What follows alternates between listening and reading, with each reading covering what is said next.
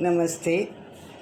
आपके आसपास में आपने कई बार बच्चों और माँ बाप को लेके बातें बहुत सुनी होंगी, जिसमें खासकर बच्चा अगर कोई गलती करता है, जैसे लड़का अगर पढ़ाई नहीं कर रहा है या फिर झूठ बोल रहा है, तो माता सुनाती है पिता को कि ये बिल्कुल आप पे गया है, आपके जैसे ही कलाकारी दिखा रहा है। और लड़की अगर रसोई करने की मनाही कर देती है या रसोई नहीं करती है, ठीक से नहीं कर पाती, तो पिता तुरंत सुनाते हैं कि ये तो बिल्कुल तुम पे गई है।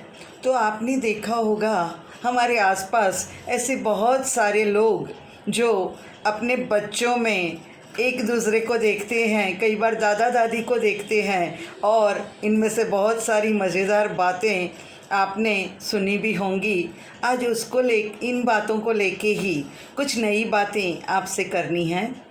मैं हूँ Kokila Soni, smile creator and life coach. आज मैं जो बात करने वाली हूँ वो थोड़ी अलग है। ये जो मैंने आगे आपसे बात की, जहाँ पे हमने देखा कि छोटे बच्चों में हम खुद को ढूंढते हैं या फिर हमारे माता पिता की छवि ढूंढते हैं और हमें वो मिल भी जाती है। यानी बच्चों के गुण या अवगुण, उनकी आदतें, उनका स्वभाव, उनका रहन सहन, कई बार तो आपने ये भी देखा होगा कि दादा या दादी दुनिया में नहीं है, फिर भी बच्चा बिल्कुल उनकी तरह काम कर रहा है या उनके जैसे गुण या अवगुण दिखा रहा है। तो हमारे मन में ये सवाल आता है कि ये सब कैसे हुआ या क्यों हुआ।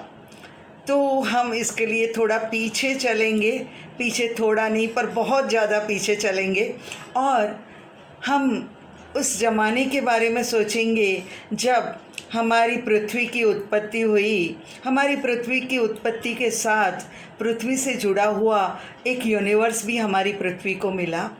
इस यूनिवर्स में हमने देखा कि ये यूनिवर्स जो है ये पृथ्वी के लिए बहुत ही सपोर्टिव है, इसको आधार देने वाला है।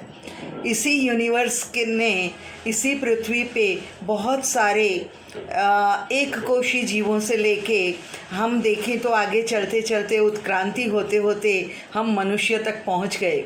अब ये मनुष्य तक पहुंचने का जो सफ़र है, उस सफ़र में जो पीछे छूट गया, आज उनकी बात करनी है। पीछे जो छूट गया नहीं, पर पीछे जो छूट गए उनकी बात करनी है, जिन्हें हम हमारे पूर्वज कहते हैं या फिर कई बार हम उन्हें पितृ भी कहते हैं। तो हमारे ये पितृ जो हैं, ये हमने हमारे हिंदू धर्म में तो हमने इन पितृओं को 15 दिन का समय दे रखा है।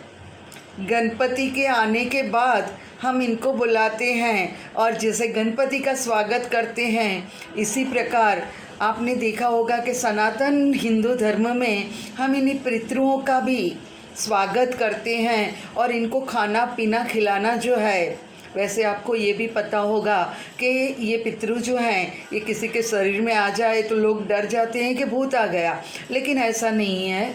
ये जो पितृ हैं ये हमारे शरीर में हमारे कोशों में ये जीवंत हैं। और इसका सबसे बड़ा उदाहरण आप देखोगे कि हमारे खुद के स्वभाव में हमें ऐसे गुण अवगुण दिखते हैं जिसका लॉजिक से कोई मतलब नहीं है, जिसके पीछे हम कोई लॉजिक ढूंढ नहीं पाते, लेकिन हमारे डीएनए में जुड़े हुए हमारे पूर्वज जो हैं, ये पूर्वज कई बार कई तरह से हमें मदद भी करते हैं और कई बार ये हमें नुकसान भी पहुंचाते हैं।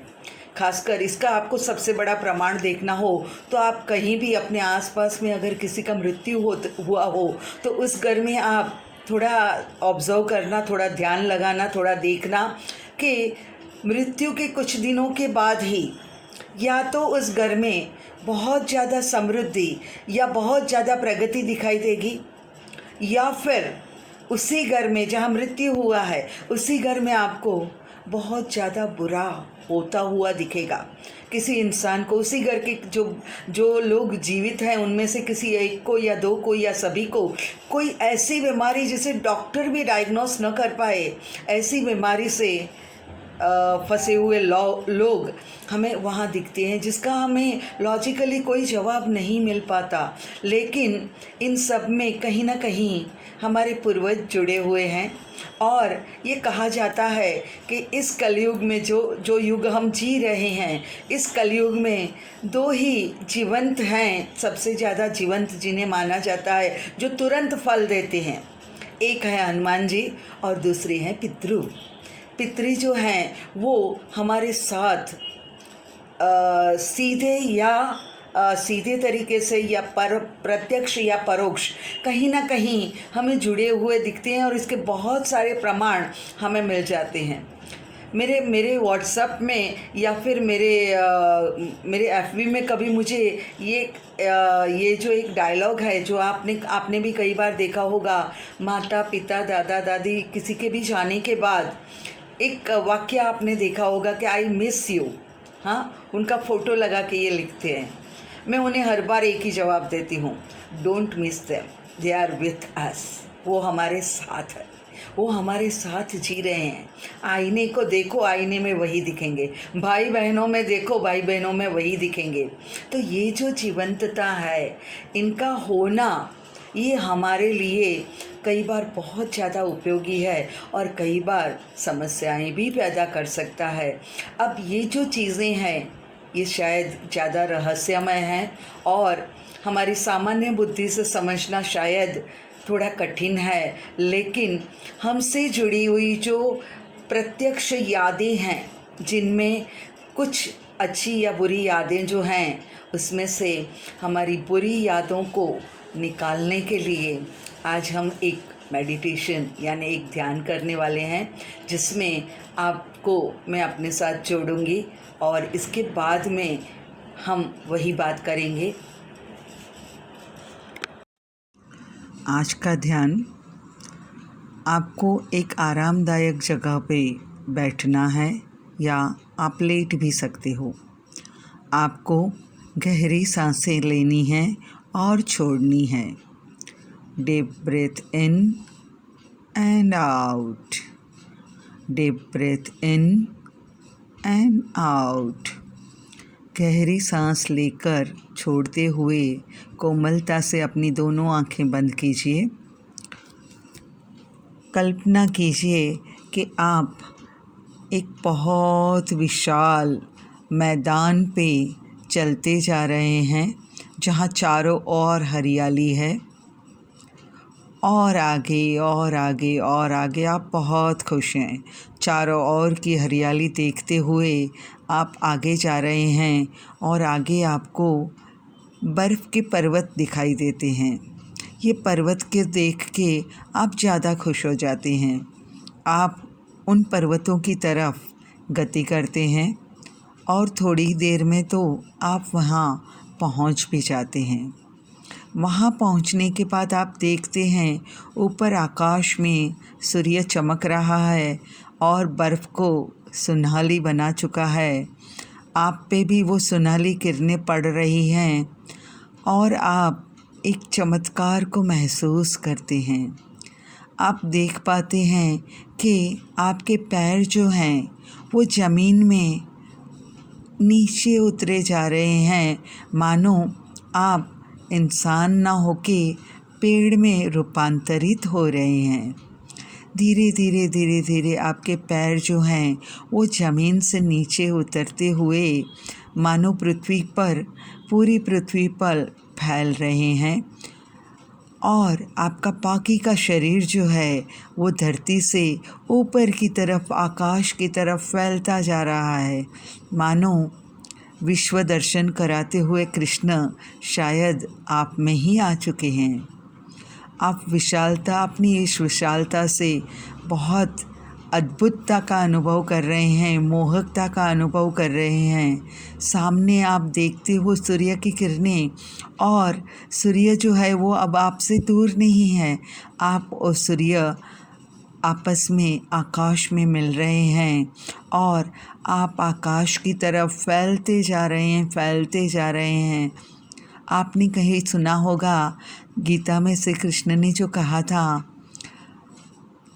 उसी प्रकार मूल जो है वो धरती के अंदर न होते हुए आप जिस वृक्ष को बन चुके हैं उस वृक्ष के मूल तो आकाश में ऊपर ईश्वर की तरफ, यूनिवर्स की तरफ फैलते जा रहे हैं, फैलते जा रहे हैं, फैलते जा रहे हैं। और इसकी जो डालियाँ हैं, इसकी जो शाखाएं हैं, वो ज़मीन में कहीं अंदर अंदर धंसती जा रही हैं। और एक चमत्कार होना बाकी है जो अब हो रहा है। सूर्य की किरणें एकदम से आपके ऊपर आते हुए एक अलग प्रकार का प्रकाश आपको दे रही हैं, और ये प्रकाश को महसूस करते हुए आप कुछ ऐसा अनुभव करते हैं कि आपके पूरे शरीर से फैलती हुई ये किरणें ज़मीन तक पहुंच रही हैं।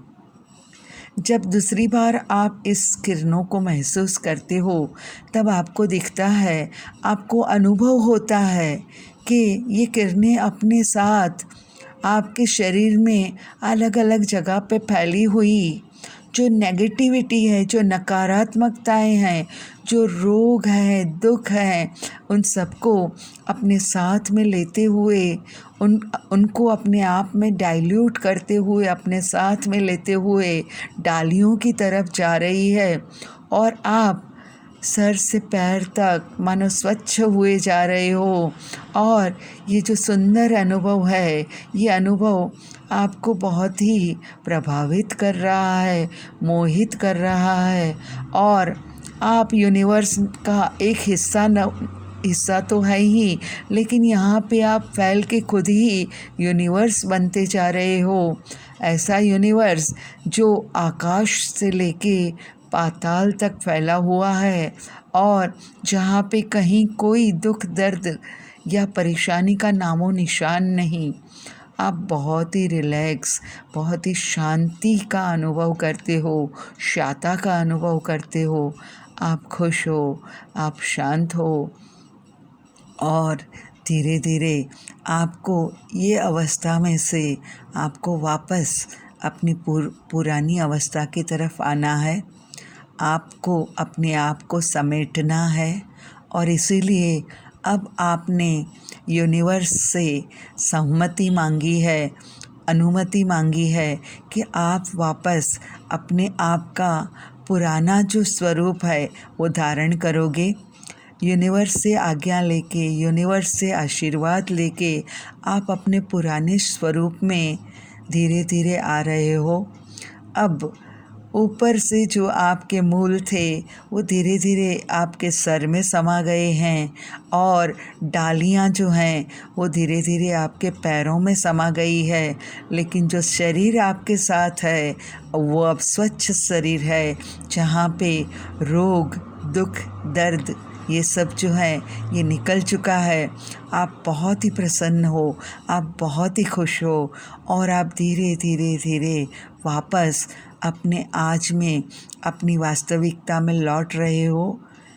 धीरे से जब आपको मन हो तब धीरे से आंखें खोलनी है।